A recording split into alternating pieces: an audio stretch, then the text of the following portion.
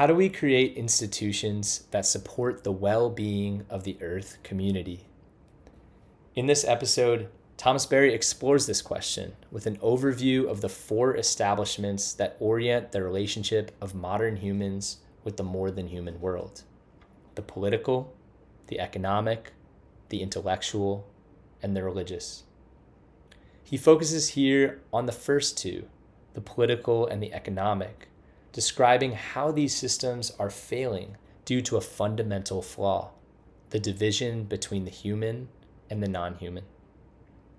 Thomas reflects on the ways that earlier societies oriented human activities to the rhythms of Earth and the universe, especially through ritual.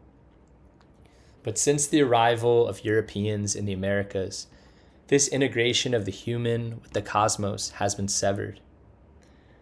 Thomas laments that in the U.S. Constitution, all the rights to life, liberty, and property were given to the human, and originally a small subset of humans. This has enshrined a legal worldview of possession, in which nature is seen as no more than a collection of objects to be exploited for the human. The American legal system has sanctioned what Thomas calls economic colonialism, expanding dramatically since the late 19th century, when corporations were given rights as persons by the Supreme Court. Aided by deregulation, the construction of railroads and highways, and the establishment of technical universities, corporations have been given broad license to abuse the living systems of our planet, polluting the air with petroleum engines, raising old-growth forests, and toxifying the soils with industrial chemicals. The great work of our times, Thomas suggests, is to realign our political and economic activities with the well-being of the Earth community. We must reimagine a political system in which more than human beings are given legal protection, as glimpsed in the Endangered Species Act of 1973 and the 1982 World Charter for Nature. We also see these seeds of transformation in the emerging rights of nature movement, making inroads across South and Central America, as well as the Kunming-Montreal Biodiversity Framework, which charts a path to conserve up to 30% of the Earth's lands and waters by 2030.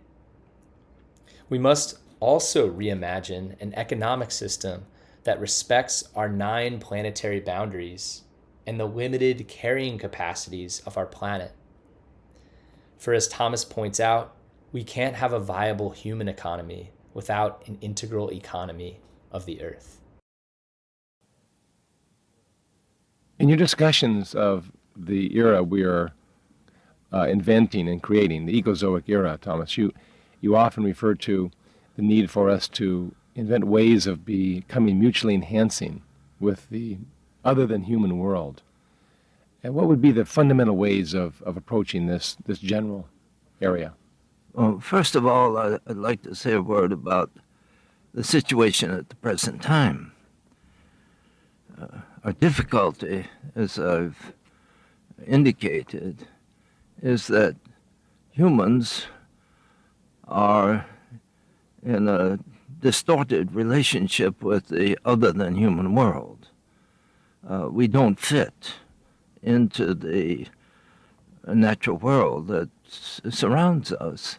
We don't relate to the stars. We don't relate to the earth. We don't relate to the seasons. We don't relate to the forest. We're ruining the soil. We're ruining the forest. We're ruining the waters. We're ruining marine life.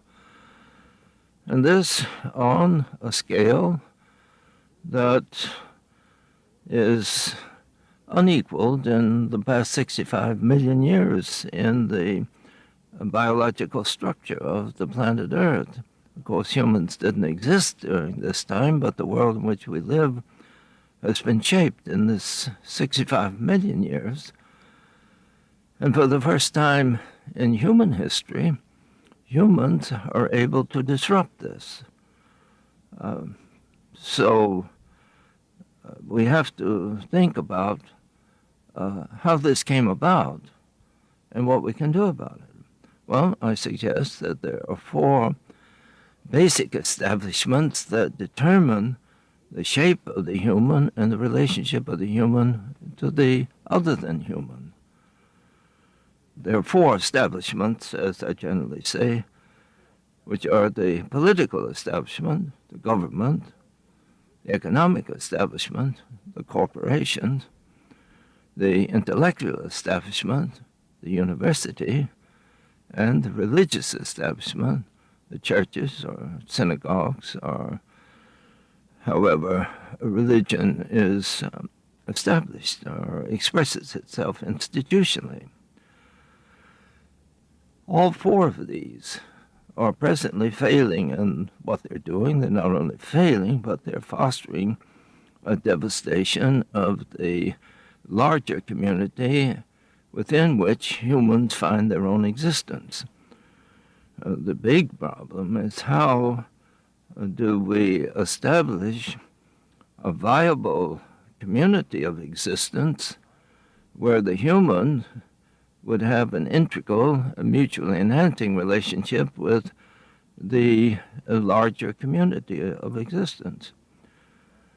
So all of these are failing at the present time, I suggest, because they establish a radical discontinuity between the non-human or the other than human and the human.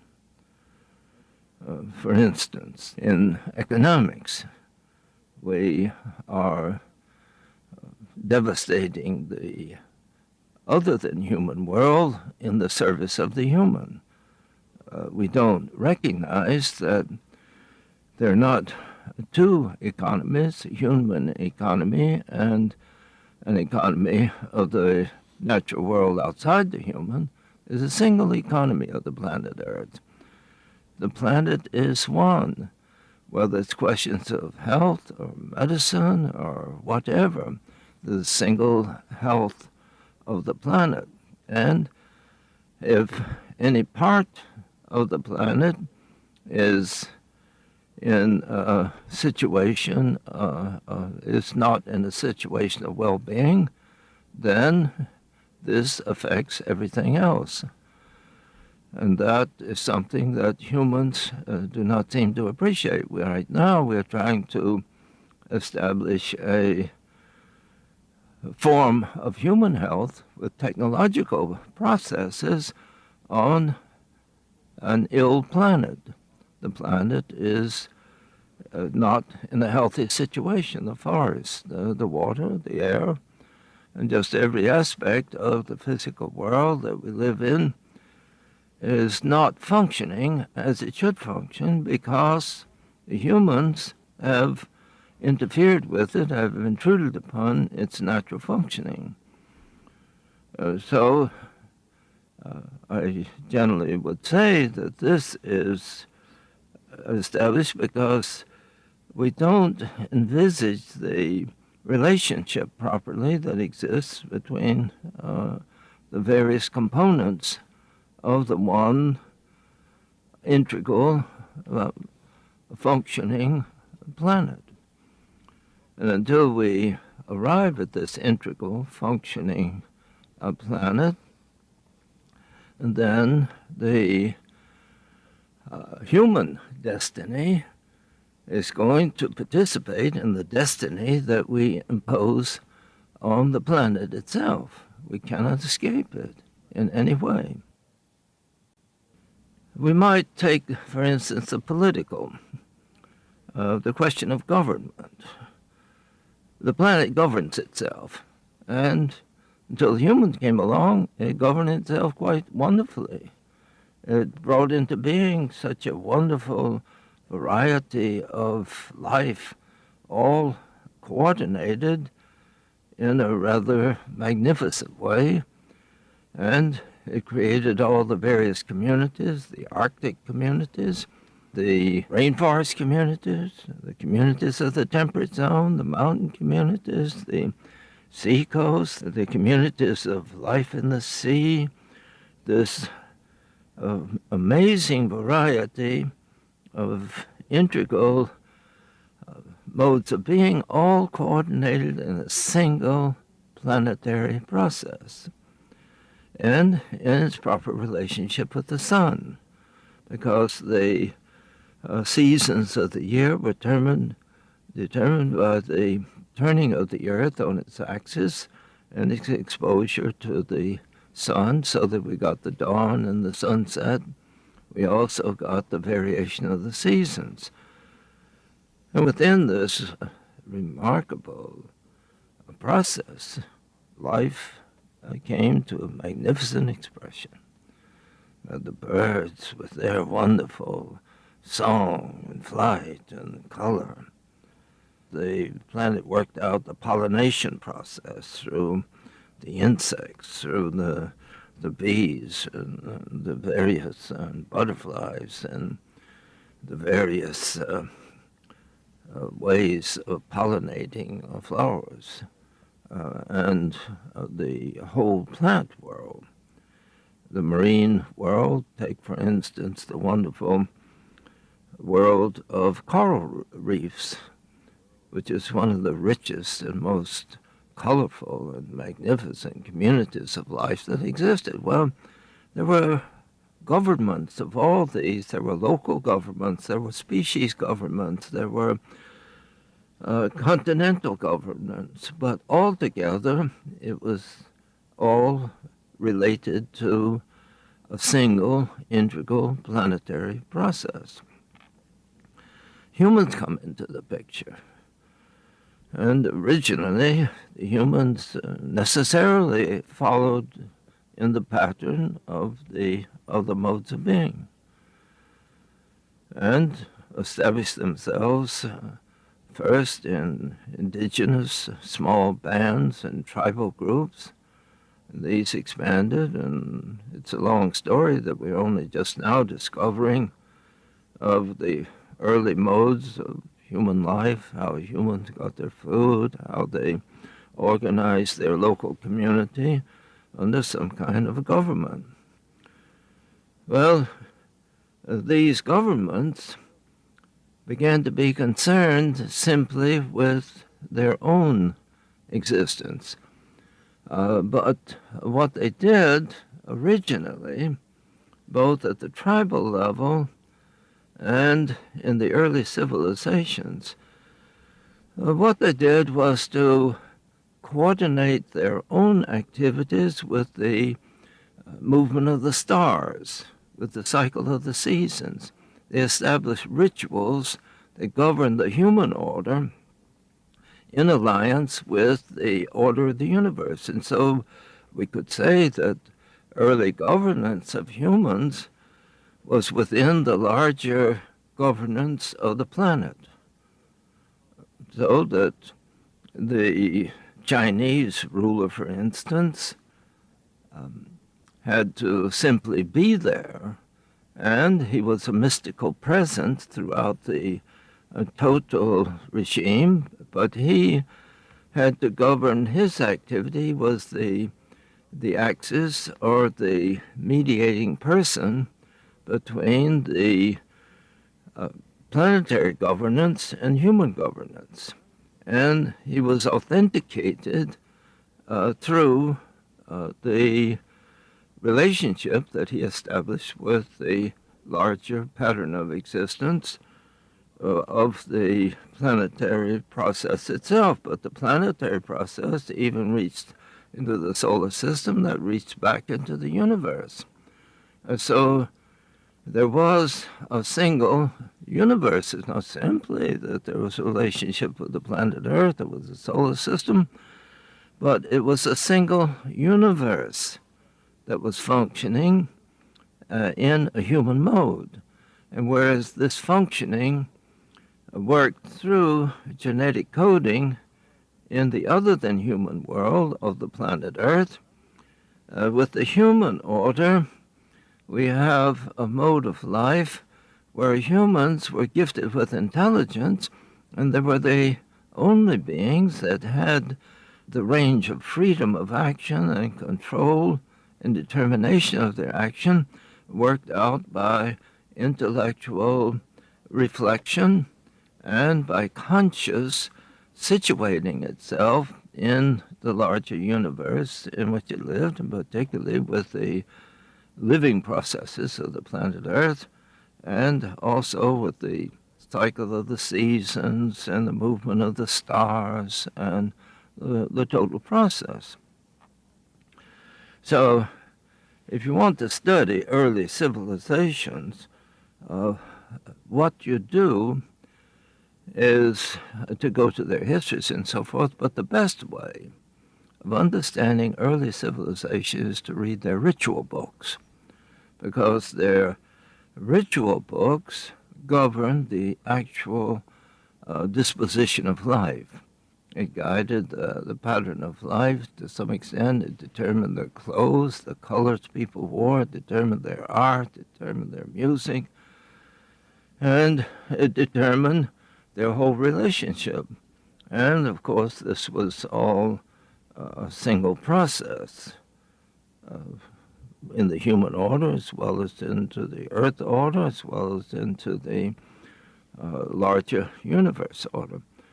So when humans began gradually, and particularly in Western civilization, to disassociate themselves from the dynamics of the natural world and began to think simply of human interrelations, then they began to be detached from their sense of governance by or within the larger pattern of things. So the social issue and the human issue began to be dominant, and then the governance simply controlled the human. Now take the North American continent. When the Europeans got here, they should have been able to enter into the governance that already existed of the North American continent. There was a governance in the planetary order itself. There was also of the indigenous peoples. They had their own governing process, but the Europeans prided themselves on having the best governance, the best, the most developed, the most consciously aware governance founded on knowing the nature of humans. But again, it was an understanding of the human process, the human social order simply in itself, without adequate reference to the relationship with the transhuman, the other than human, the transhuman, or the universe, as we generally refer to it. So the natural world was not included in the constitutional process. Take the American Constitution. There's no provision there for how we relate to the natural world other than by possessing it, other than by private property. And the granting of any rights or the recognition of inherent values that were not to be disturbed by humans, and some way of protecting the non-human from transgression by the human, that was not envisaged. This is what needs to be corrected.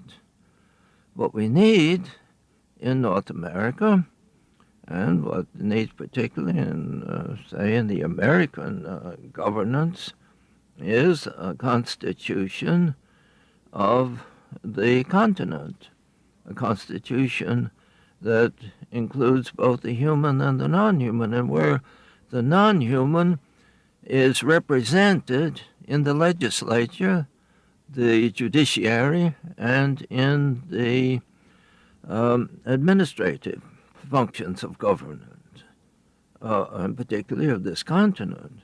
And because we didn't have this from the beginning, every being, every living being, particularly on this continent, might have shuddered with a certain foreboding when that first tiny mast appeared over the Atlantic horizon.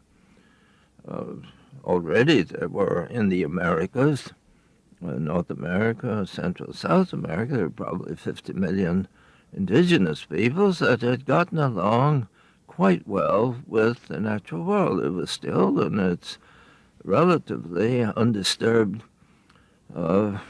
condition.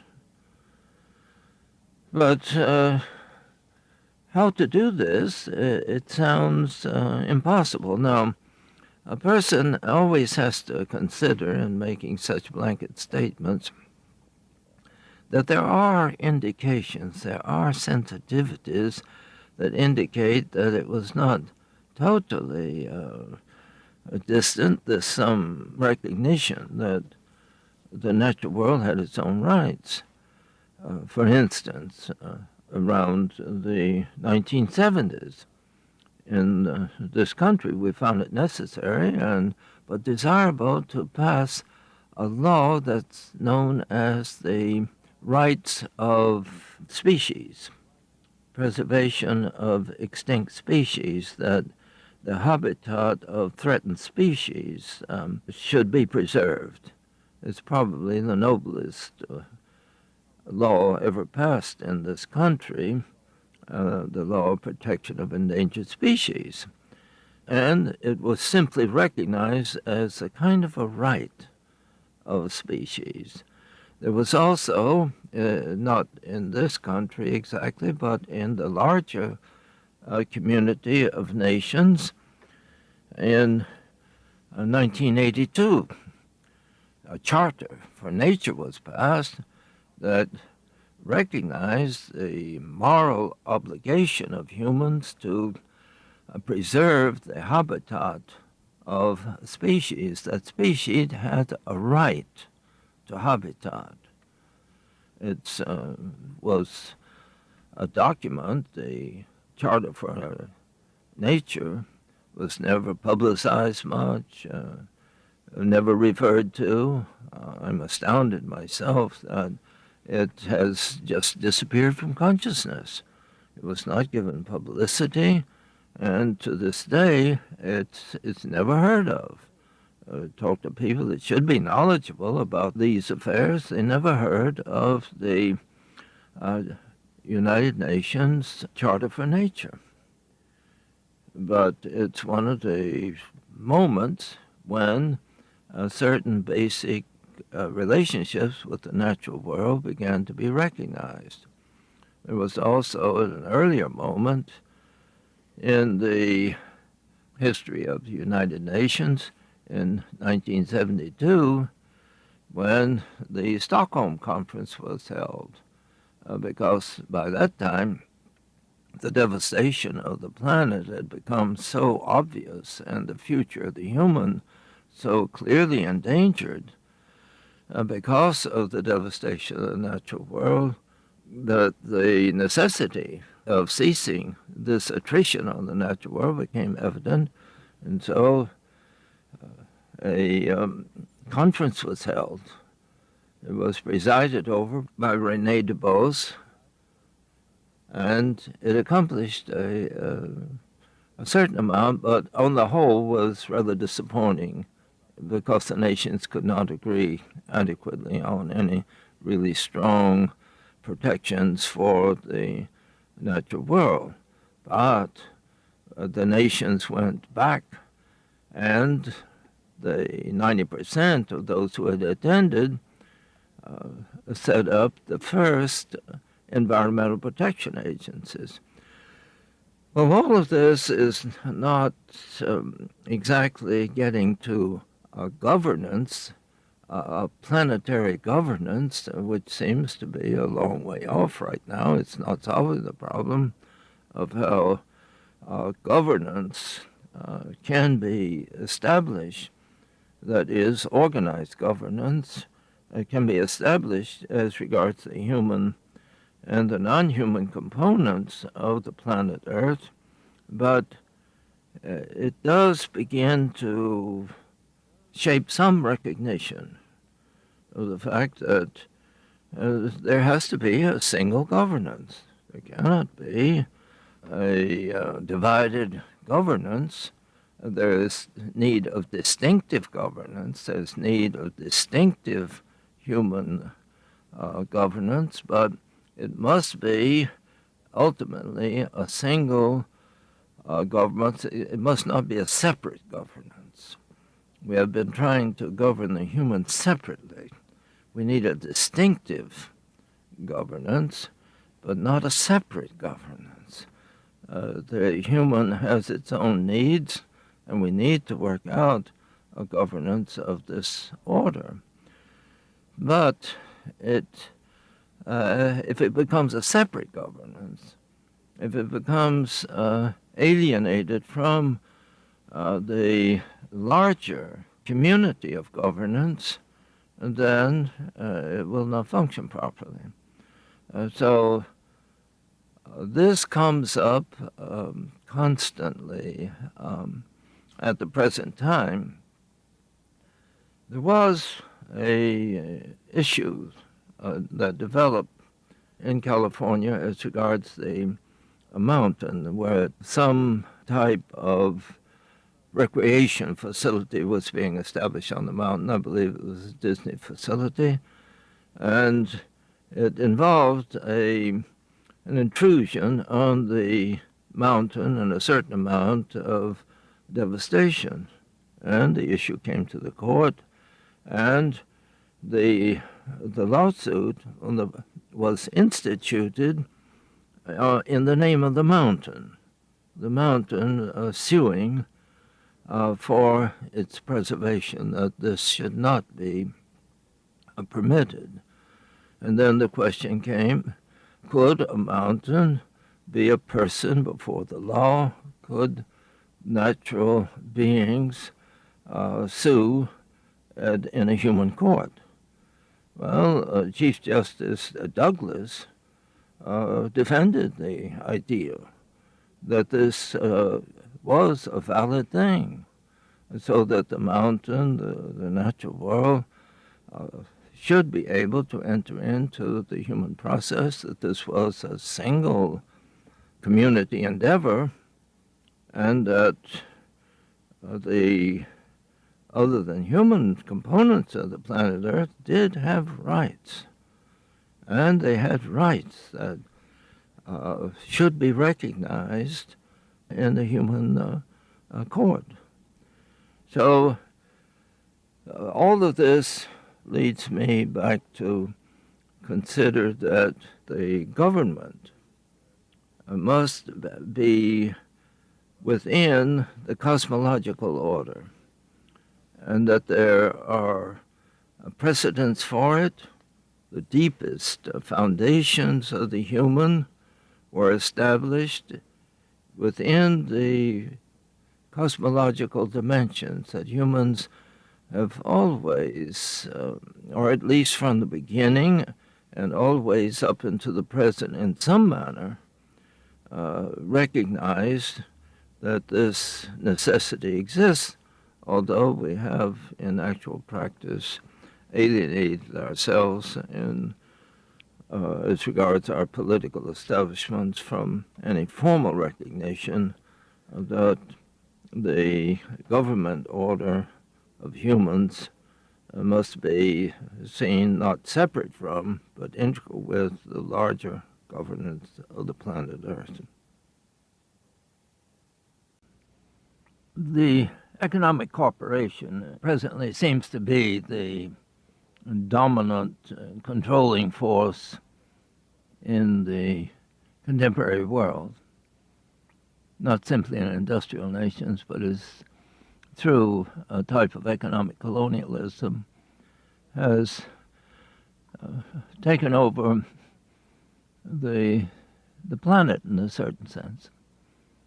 A person might say that the corporation now owns the planet in its physical as well as its human reality to a very large extent, or at least has some basic control over it that exceeds the control of other established forces.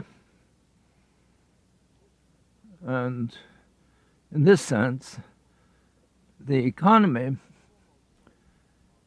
takes a foremost place in modern consciousness. For instance, in education, the training of people to fit into a modern economic process is the basic norm of education for most people. The ideal of educating for a humanistic society is no longer a dominant reality or a primary focus in education for most people. Even in the earlier grades of school, the introduction into the technologies needed to enable the modern corporation to function is a primary concern. So we might say that the economic cooperation is central to contemporary existence. Here I would like to give something of a history of the corporation as we know it here in America.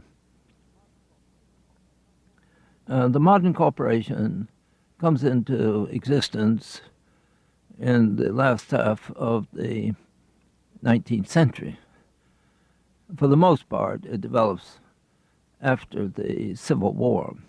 The Civil War took place between 1860 and 1865. The first oil well was sunk in 1859.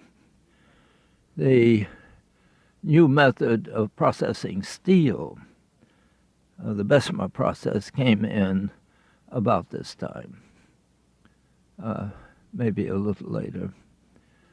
And this formed the background of what was going to be the expansion of the economic life of the country, and eventually, we might say, of the world, because the resources needed by the modern corporation required the entire planet as a resource base.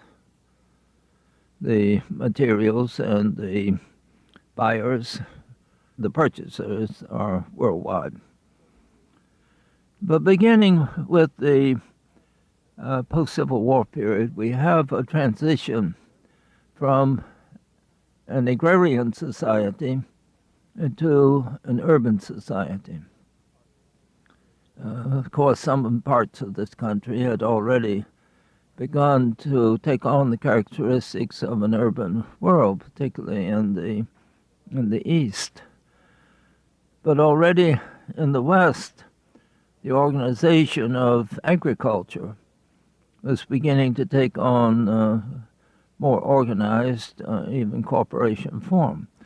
But the central corporation that developed was based in petroleum, and it was formed by Rockefeller, and the incorporation took place around 1870. And it became such a powerful monopoly that it controlled not only the petroleum world, but they became a powerful force in the railroads, in the mining world, in communication. It became a controlling force throughout the whole economic life of this country. At the same time, the whole transition into our modern society was taking place. And it was particularly the role of sciences. The sciences were joined with technology for the first time. For the first time in the electronics industry and in the chemical industry that developed at this time, a person needed to be a scientist to carry on these processes. a person can run a railroad on a craft skill or a steamship on craft skill. But to run a telephone system and to run a chemical process or to run any of the basic technologies that were coming into being in the late 19th century, a person needed to be a scientist. So a person could say that around the 1880s, the transition took place. That's when the first corporations, as we know them in this country, got started. AT&T got started at that time. Westinghouse got started. Westinghouse, the telephone companies, the oil corporations were expanding, and a number of the corporations, as they still exist, were formed at this time. The automobile had been invented in the 1880s. It didn't begin its real production process until the 20th century. It was Ford, who incorporated around 1904, I believe. It may have been incorporated earlier, but that's when it really took on its real power, its real production process in a big way. The transportation industry is developed at this time, and a large number of other corporation enterprises. And it was all fostered, of course, by the First World War. But going back deeper into the economic or the financial or the corporation development of this country, we need to go back to the early beginnings of the country, even back to the late 1700s and early 1800s, when this country was just founded. Already by early 19th century, the economic development of the country had begun to establish the basic structure that would give this country the grandeur that it developed. At this time, particularly, the legal profession bonded with the commercial endeavor. The early corporations that were developed at this time were concerned with the early road building, also with the ferries. It was also with projects that in general made it necessary or helpful that they be supported by government. So government subsidy came into being very early in this period, and our legal structure began to establish itself in alliance with the commercial structure as its basic support. And the reason why so many of these projects were socially helpful. The toll roads were a public facility, and so some of the other things were so related to the public life that they became known as a public benefit. Private business was considered a public benefit. So from that time on, the political legal support of the corporation enterprise became progressively strengthened all the way up until the present, when the subsidy is so widespread. And then later in the 19th century, the law would be passed that enabled anybody to go into public lands and develop any minerals that they discovered for a very tiny fee. And that was to prosper the development of mining. Also, the public lands were made available for grazing. The timber industry was granted rights to cut timber on public land. So the three things that develop, and these are the relationship with government and the corporation. The second thing is the money support granted. And the third thing is the colonialism. The corporation began to colonize the planet. That is, to take over not simply the land, but to take over the production processes and the trade processes. Progressively, privileges were granted to the corporations that were not available for ordinary citizens even. And the corporation in 1886 was granted the rights of persons by the Supreme Court. So from then on, the corporation had the rights of persons, but really didn't have the responsibilities. And also, in any tension or any legal conflict between ordinary citizens and the corporation, well, naturally, the corporation had the resources, had the lawyers, had the whole basis of defending themselves, where an ordinary citizen couldn't even begin to match the resources or to have the influence before the law that the corporations had. And once they were granted the rights of ordinary citizens, the rights of speech and the rights of ownership of property, then the expansion of the corporation began to take place until it reached extravagant dimensions.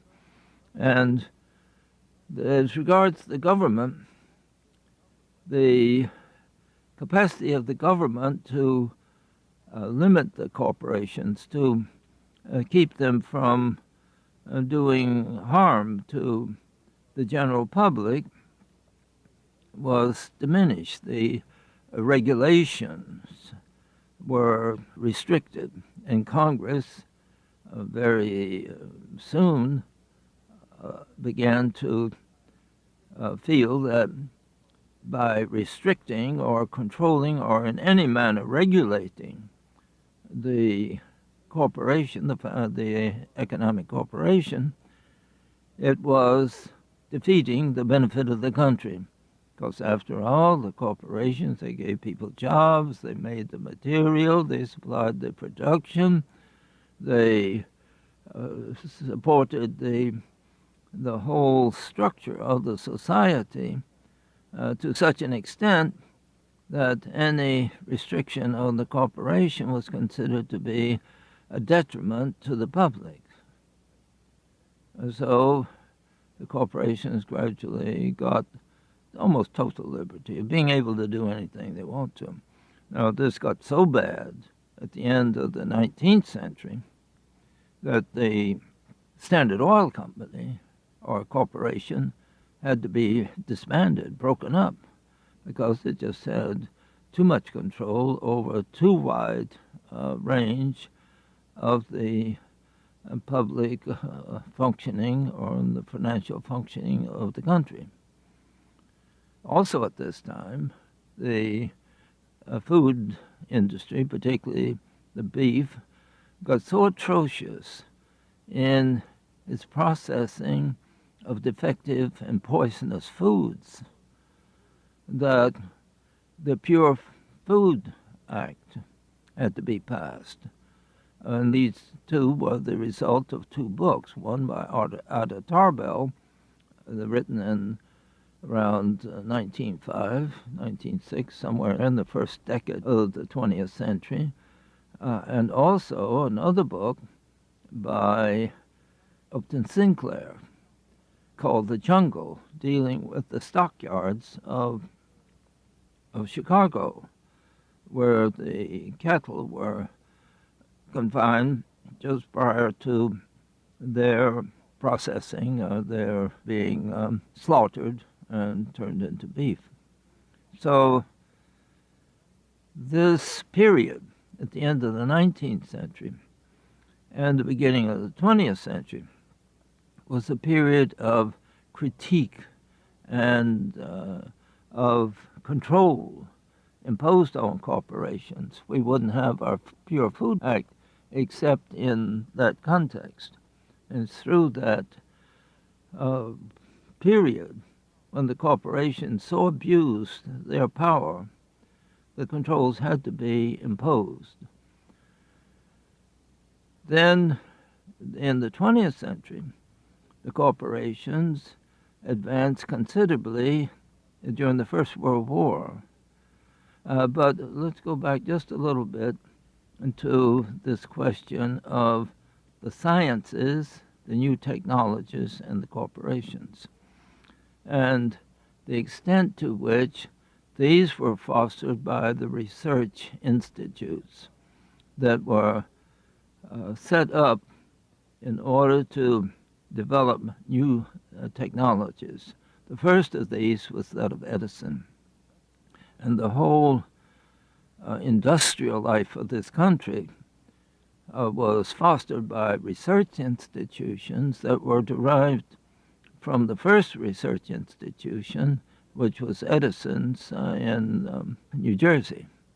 So the first product of his research center was the electric light bulb.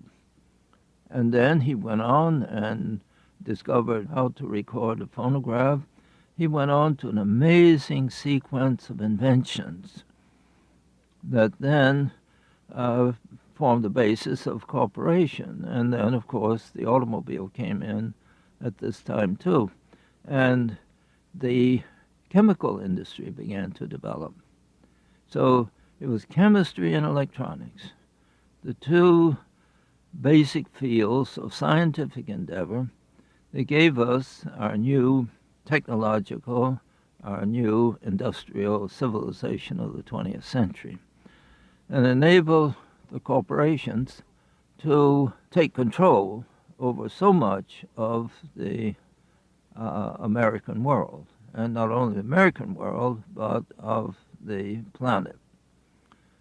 Another thing that developed along this time were the educational established, the technical educational programs. The first of these would be modeled on the Polytech Institutes of France that was set up in the 1790s during the French Revolution, the French Polytechnical Institution, to establish technical education in this country. The Rensselaer Polytech Institution was set up sometime around the middle of the 19th century. And later, at the beginning of the 20th century, the Massachusetts Institute of Technology developed. It was set up, I think, earlier, but it was during the First World War that it got started. And after the First World War, the universities that had scientific research institutions took on research projects for the corporations.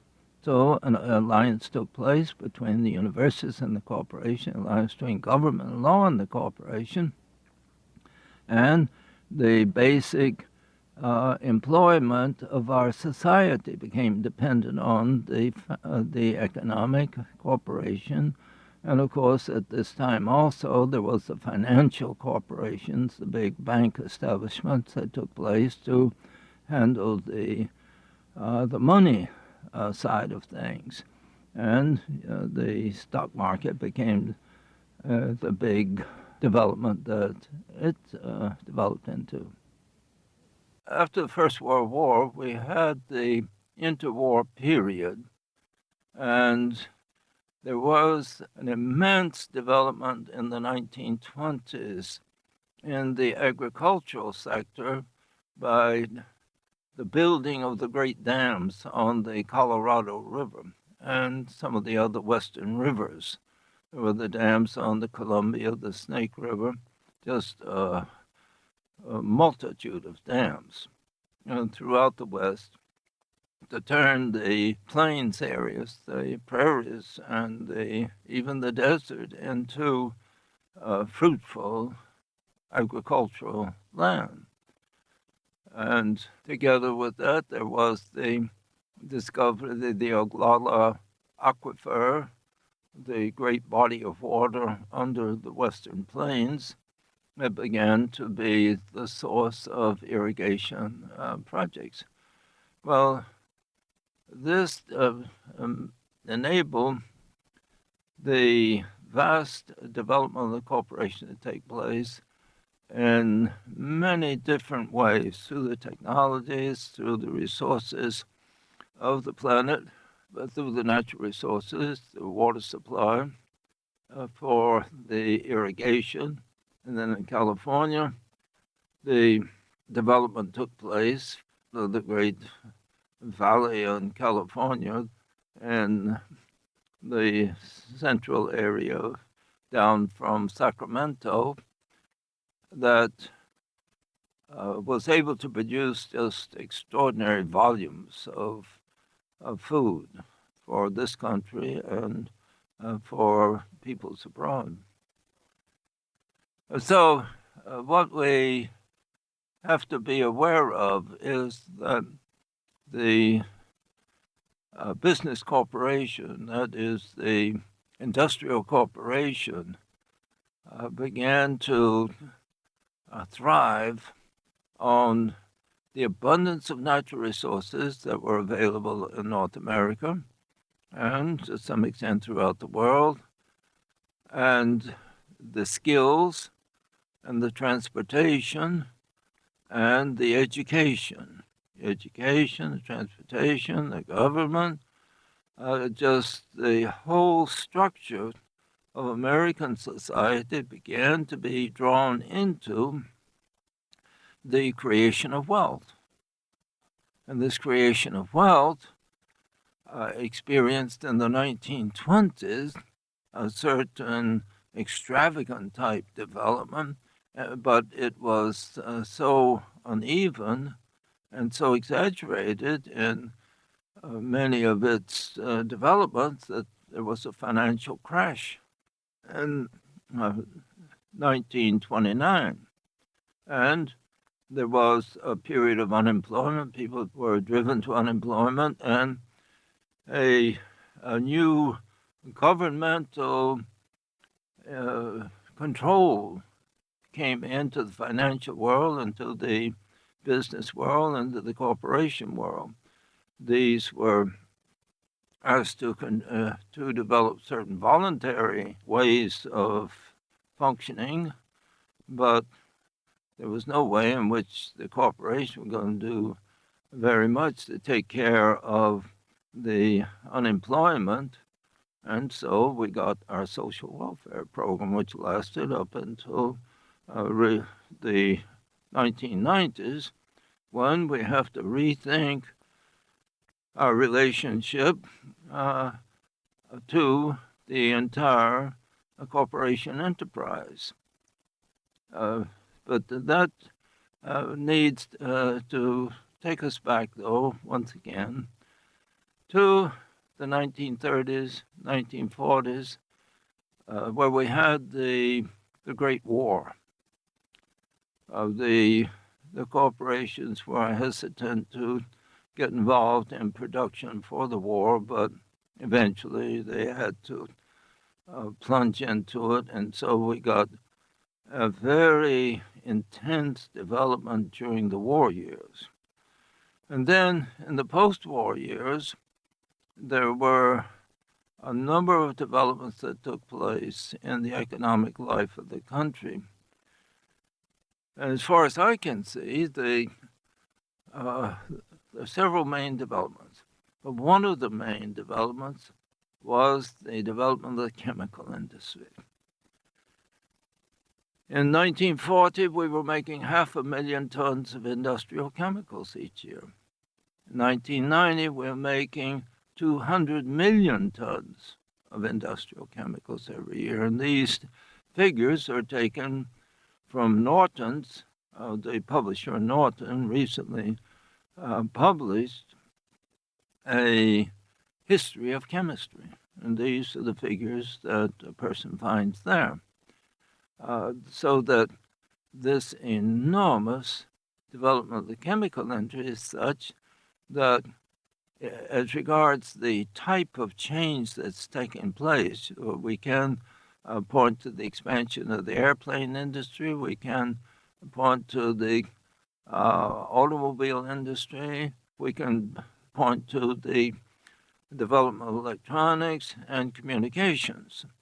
Of course, the electronic computers came in shortly after the war. The computer industry began to develop, and then the development took place of all that goes with the computer.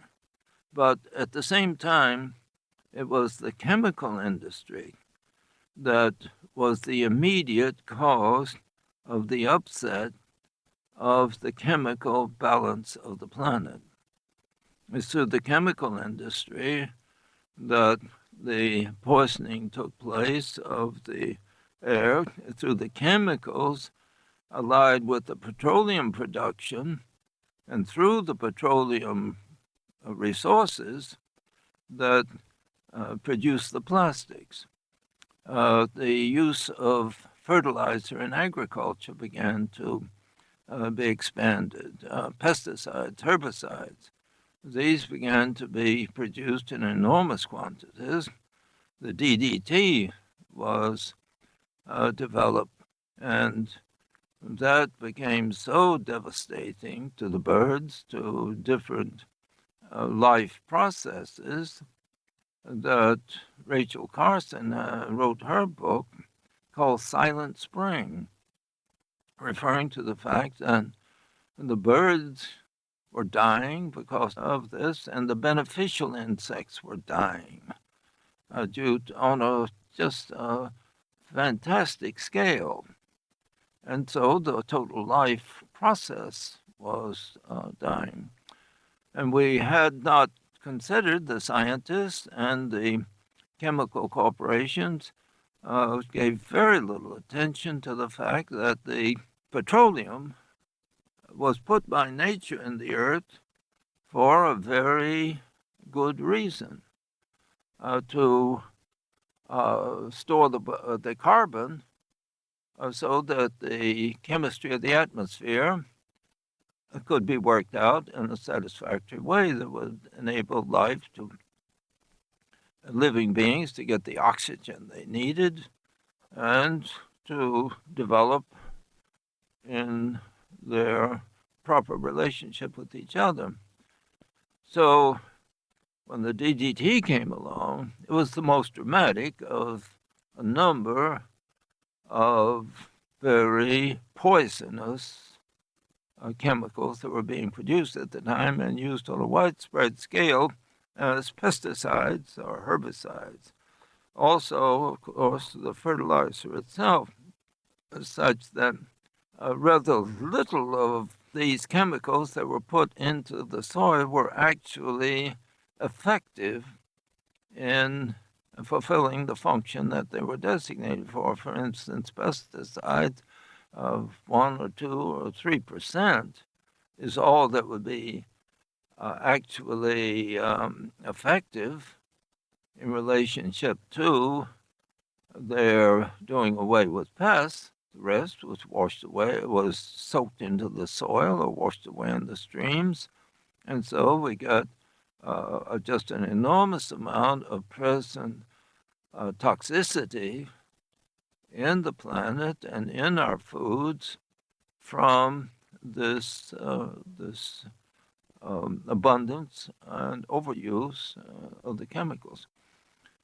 But meanwhile, the new intensity, the new dedication to production, business, began to establish the controlling cultural presence in Western society, first of all, in industrial society, and in Asia, in Japan, to a great extent in India, and gradually into places like Singapore, Indonesia, then into Korea, and Southeast Asia, and places such as Thailand, so that the entire world began to be taken over, so that the corporation passed from being a national establishment to being a transnational establishment, a multinational, and eventually a completely transnational establishment that had no allegiance to any nation, could be controlled by no nation, that was supported in a way by the different nations for the benefit of relatively few people who were in control of the process. Particularly in third world countries, the benefits went to rulers or people in government and to the wealthy landowners at first, and then gradually to the wealthy industrial people in third world countries. And gradually, a globalization process took place that was grounded in the World Bank that was set up immediately after the World War II. The World Bank and the International Monetary Fund. These two establishments were the ones that enabled the industrial process to be taken to third world countries, and their resources began to be exploited by the Western world, and they themselves began to acquire indebtedness to the Western industrial nations and the financial establishments of the West that were participating in the International Monetary Fund and in the projects of the World Bank. And the projects the World Bank settled on in different countries were the big projects, the mega projects. And these projects did not benefit the villagers. Most of the third world lived in village life. And so it provided very little benefit and a lot of difficulty for the ordinary people, while it did benefit the more wealthy class and government class. So now, through the corporation, the various countries of the world, particularly what we call the less developed countries in the world or the developing countries of the world, are paying interest at a rather extensive rate. In fact, they have to sell off almost all their natural resources just to pay the interest on the loans that they have taken with the World Bank and the International Monetary Fund. There's just one other thing, because outside of the critique of this way, where the educators begin to teach in relationship to this type of an industrial corporation enterprise where the law supports it and where the land is being exploited terribly, we ask, well, how do we put this in a more sustainable context? And so people begin to think, what does a sustainable economy consist in? Well, first of all, a person has to say that the human economy must function within the limits of the planet economy. It's strange that people don't just accept this and know this and accept it and begin to function in that regard, because we're impoverishing ourselves under the illusion that we're enriching ourselves. So that this impoverishment can only be turned into enrichment if the human community begins to see itself within the context of the economy of the planet. So the corporation, the human corporations, needs to join the great corporation. The great corporation of the earth must be accepted as the controlling corporation. Now, as long as the human corporation functions to the detriment of the base corporation, then we can expect only a continuing disaster. And of all the sources of disaster at the present time, the corporation in its global dimensions is by all odds the most dangerous, the most fearsome force that we have to deal with. And the tragedy is that it presents itself as being a liberating force, as being an improving force, and an enriching force, which is not at all true. So that our efforts in the future need to be in this new direction. Now, it's begun. For the first time, it has begun with the International Society of Ecological Economics. People like Paul Hawken, his book, The Ecology of Commerce. There is another book of David Korten, which is perhaps even more realistic in its explanation of the corporation as it exists now and the direction that it must go in. And together with the studies, now we have a great benefit now from the data. The World Bank data is good data. The World Bank is not proceeding effectively in instituting a new mode of economics, but it begins to be aware of the problem.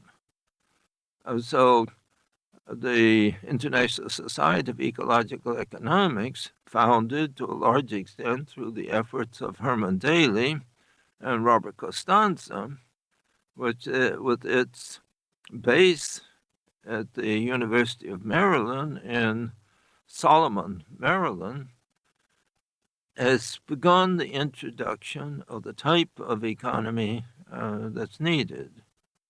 And now the society has 2,500 members located in all the universities and educational establishment and economic study centers throughout the planet.